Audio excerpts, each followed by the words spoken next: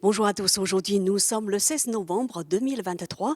Nous sommes aujourd'hui dans les beaux locaux de la CCI Paris-Île-de-France. C'est ici que se déroule la 9e édition du dialogue entre la Chine et la France sur le thème La Chine, un marché de défis et d'opportunités. C'est un forum co-organisé par CCI Paris-Île-de-France et CEIPS. Placé sous le signe du 60e anniversaire des relations diplomatiques entre la France et la Chine, ce forum se déroule simultanément à Paris et à Shanghai. Objectif, redynamiser les échanges économiques et commerciaux sino-français dans un contexte marqué par un risque de ralentissement et des tensions géopolitiques. Mais aussi répondre aux questions suivantes. Comment les entreprises françaises poursuivent-elles leurs activités en Chine et, symétriquement, comment les entreprises chinoises s'adaptent-elles au marché français? Dans son discours d'accueil, Wang Hong, président de CEIBS, École de commerce internationale Chine-Europe, souligne la volonté de CEIBS d'œuvrer en faveur des échanges entre la Chine et la France, entre la Chine et l'Europe, afin que la sagesse chinoise puisse contribuer à une meilleure ambiance mutuelle entre les parties et contribuer davantage à la reprise économique et à la prospérité du monde. Pour sa part, Soumya Malamboum, présidente CCI de Paris et vice-présidente CCI Paris-Île-de-France, déclare « La CCI Paris-Île-de-France représente près de 915 000 entreprises, constituant un tiers du PIB français. Notre comité d'échange franco-chinois est dédié au renforcement des relations franco-chinoises et son club Réseau Chine, qui fêtera son 15e anniversaire l'année prochaine, est une plateforme entre les sociétés françaises tournées vers l'export et chinoises implantées en France. » Dès l'ouverture du colloque, Lu Shaye, ambassadeur de Chine en France, déclare « Dans la culture traditionnelle chinoise, le monde se renouvelle tous les 60 ans.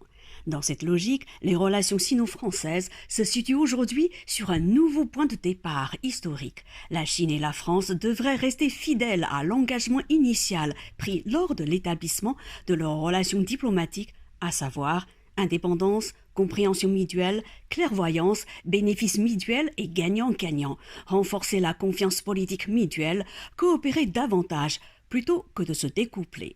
L'économie chinoise est en bonne santé et son avenir est prometteur. Les inepties prédisant un soi-disant effondrement économique de la Chine sont vouées à s'effondrer devant les faits.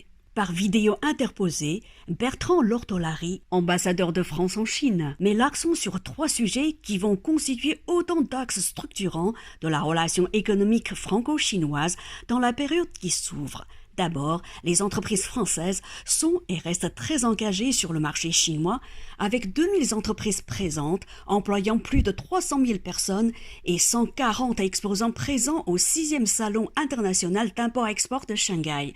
Ensuite, le potentiel du marché chinois et les opportunités qu'il offre pour les relations bilatérales sont considérables. Enfin, Français et Chinois ont ensemble une responsabilité face aux enjeux globaux tels que le climat, la santé mondiale et la paix. Quant à Jean-Paul Agon, président de L'Oréal, il affirme qu'il a toujours cru au potentiel de croissance du marché chinois. Si L'Oréal Chine qu'il a créé est le plus beau succès de toute l'histoire de L'Oréal, c'est essentiellement grâce au travail de son équipe locale et à la compréhension mutuelle. Il précise aussi que le marché chinois est ultra compétitif et très digital, de telle sorte que L'Oréal réalise 50% de son chiffre d'affaires sur ce marché en ligne. Xu Lin, ancien directeur général du département des affaires fiscales et financières de la Commission nationale de réforme et de développement, livre son analyse approfondie sur l'état de l'économie chinoise. C'est une économie sous la pression d'un ralentissement structurel du fait du vieillissement de la population, du ralentissement de l'efficacité d'allocution des ressources, de la détérioration de l'environnement commercial extérieur et des contraintes liées au double carbone. C'est pourquoi le taux de croissance prévisionnel pour la prochaine décennie est d'environ 4% par an. Pour autant, une nouvelle dynamique de transformation tournée vers l'économie des services s'est mise en place. L'autre nouvelle dynamique concerne la transformation verte et bas carbone. Lors de la table ronde qui s'ensuit, 4 intervenants évoquent à tour de rôle le développement de leur activité en Chine ou en Europe. Li Huakang, vice-président du groupe Haier, Benoît Dauchamp, vice-président Home and Lifestyle de Dassault Systèmes, Cyril Camus, président de Cognac Camus, et Chen Weizhou, professeur de stratégie CEIPS.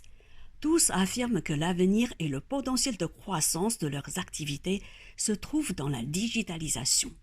Dans son discours de clôture, Dominique de Villepin, ancien Premier ministre français, livre surtout son analyse sur la situation très particulière de la géopolitique mondiale. Pour lui, le monde vit un moment de confrontation entre différents systèmes politiques où chacun s'efforce de mettre en avant ses propres valeurs. Néanmoins, à l'image des relations sino-françaises, un pays peut être à la fois un rival, un concurrent, un adversaire ou un partenaire, et que tous les pays devraient œuvrer à la définition d'un intérêt général mondial. Dans son discours de remerciement, Franck Bournois, doyen de CEIPS, est convaincu que de nombreuses opportunités pourraient se dégager sur le long terme. L'année prochaine, les deux pays, la Chine et la France, vont célébrer le 60e anniversaire de l'établissement des relations diplomatiques. En passant en revue le parcours du développement de nos relations de ces 6 dernières décennies, on peut savoir que l'engagement pris à l'établissement de nos relations, constitue une base solide pour le bon développement, à savoir l'indépendance, la compréhension mutuelle, la clairvoyance, la coopération gagnant-gagnant. Et c'est grâce à l'engagement, à ces engagements que les relations de nos deux pays peuvent remporter des succès d'aujourd'hui. La Chambre de commerce d'industrie de Paris est inclue dans une chambre régionale, la CCI Paris-Île-de-France. Nous sommes 122 chambres en France et le monde consulaire est très important. Donc nous avons la Team France Export qui rassemble effectivement toutes les forces et qui a une volonté effectivement d'accélérer le développement à l'international de toutes nos entreprises et notamment à Paris, il y a 380 000 entreprises, il y a 60 000 commerces.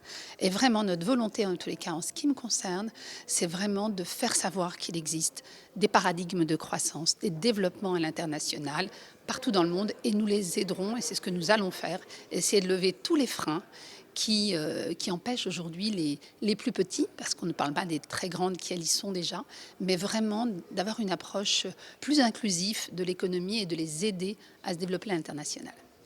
Reportage par Mantarin TV.